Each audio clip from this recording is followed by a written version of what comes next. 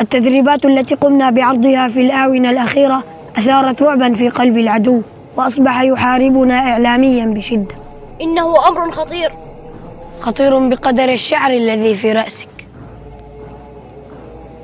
عندما يرى العدو صورة الإسلام الحقيقية تنتشر في أرجاء الأرض، ماذا تنتظر منه؟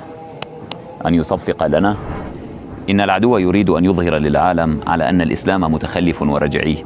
هو لا يخاف من الإسلام كدين، يخاف من الإسلام كقوة، لأنه يعلم أنه إذا ظهرت القوة الحقيقية للإسلام ستتحطم كل طموحاته من قتل وظلم واستعمار. ليس من عادتي أن أتدخل بقراراتك. وصلتني هذه القائمة بأسماء الرجال الذين أقصيتهم من عملهم. هؤلاء ليسوا برجال، زوجاتهم تخرج متزينة متبرجة إلى الشارع أمام الرجال. لقد تكلمت معهم مرارا وتكرارا ولم يصغوا إلي.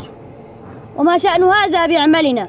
إنهم يعملون معنا في مواقع حساسة ونحن بحاجة إليهم. ويحك يا فتى، من لم تكن لديه غيرة على عرضه ومحارمه فكيف تريد أن يكون لديه غيرة على هذه الأمة؟